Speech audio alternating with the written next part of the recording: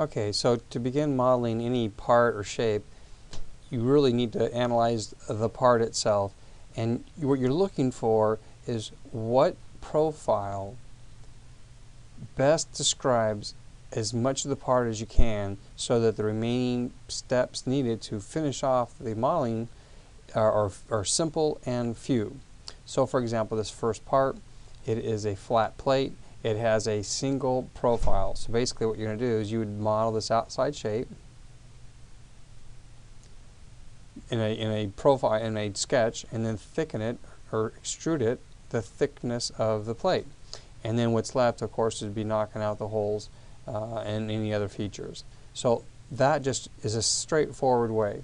Could you model this profile right here and thicken it the whole way? Yes, you could. But then you'd have to take out this this part right here, and then you still have to do the rest of the steps. So what I'm trying to get at is, you could do other profiles and capture this, but they would probably require more steps. So again, when you're first modeling or first looking at how to begin modeling any part, analyze it, look at it, decide what profile captures the majority of the shape so that the remaining steps are simple and few.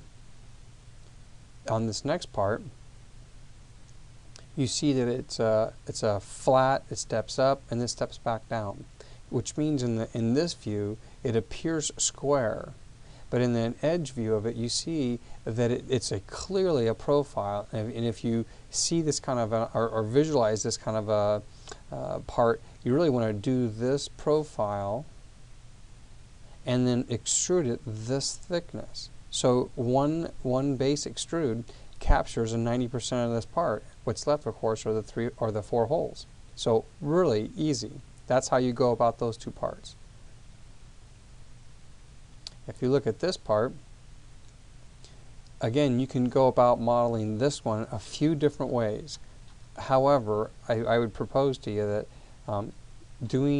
looking at this view, you could do this whole profile and thicken it only this amount. And of course, over here, what's missing is this part. So you would model this part of it and thicken it from here to here. And then of course knock in the holes, and you'd be pretty much done with that part. Another way to go about it would be take this profile and thicken it from here to here.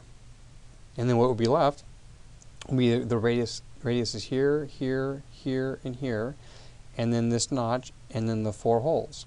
So in this part, you could go about it a couple different ways, and what might nudge you along in a certain direction is design intent. In this case, no design intent is explicitly indicated here except for by the dimensions. And so basically, as long as you hold to those dimensions, and it looks to me like you have to allow for some flexibility in this depth here, this is centered, this appears to be centered, etc. So there are a couple ways of going about this.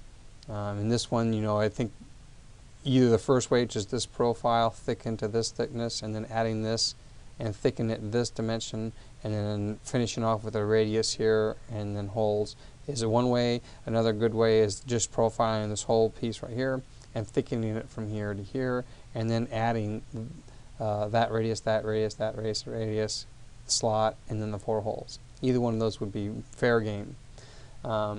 More on this as we progress.